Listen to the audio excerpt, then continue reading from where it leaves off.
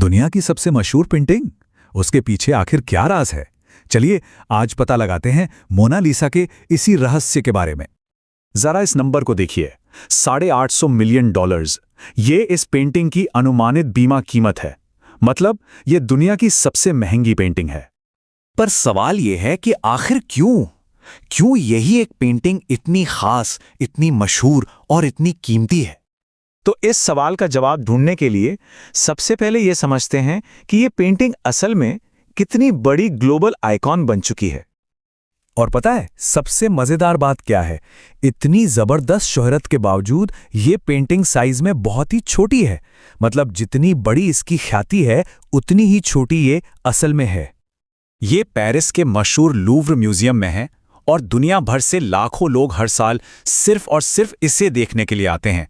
और इसकी सुरक्षा, अरे इससे तो क्लाइमेट कंट्रोल वाले बुलेट प्रूफ ग्लास के पीछे रखा गया है।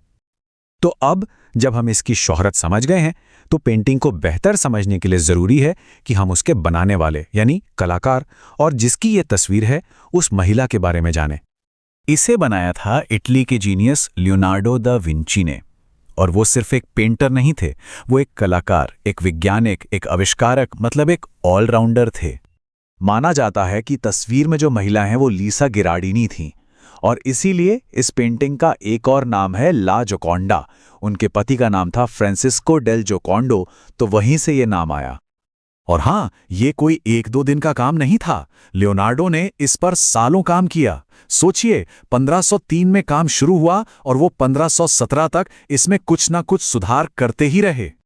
अच्छा, तो अब जरा इस पेंटिंग के रहस्यों में उतरते हैं। आखिर क्या है वो कला, वो तकनीक जो इस तस्वीर को इतना खास बना देती है? इस पेंटिंग में 2 चीजें हैं जो सबको अपनी ओर खींचती हैं। पहला, वो रहस्यमय मुस्कान जो कभी लगती है कि है, कभी लगती है नहीं है। और दूसरा, उसकी आंखें जो ऐसा लगता है कि कमरे में कहीं भी चले जाओ वो बस आपको ही देख रही हैं। तो ये जादू लियोनार्डो ने किया कैसे? उन्होंने एक खास तकनीक का इस्तेमाल किया जिसे स्फुमाटो कहते हैं। ये उनकी अपनी इजाद की हुई तकनीक थी। इसमें वो रंगों के किनारों को बहुत नरमी से, बहुत धीरे धीरे मिला देते थे, जिससे एक धुंधला, धुएं जैसा असर पैदा होता था।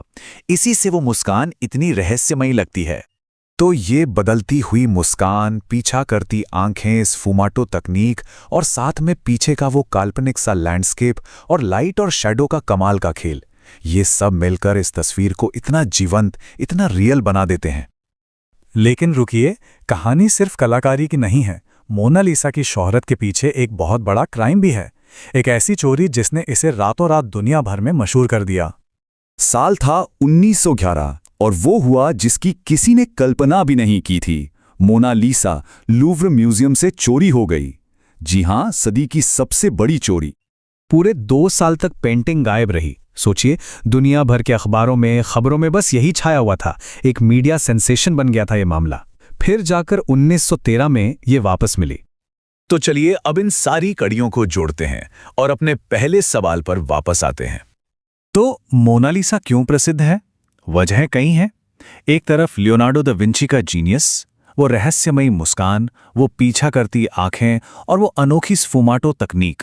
और दूसरी तरफ 1911 की उस चोरी से मिली बेहिसाब पब्लिसिटी। इन सब ने मिलकर इसे वो बनाया जो ये आज है। लेकिन 500 साल से ज्यादा हो गए और आज भी एक सवाल वैसा का वैसा ही है। ये मुस्कान आखिर किस लिए है? खुशी की है, दर्द की, या किसी गहरे राज की? यही वो पहेली है जो शायद कभी हल नहीं होगी।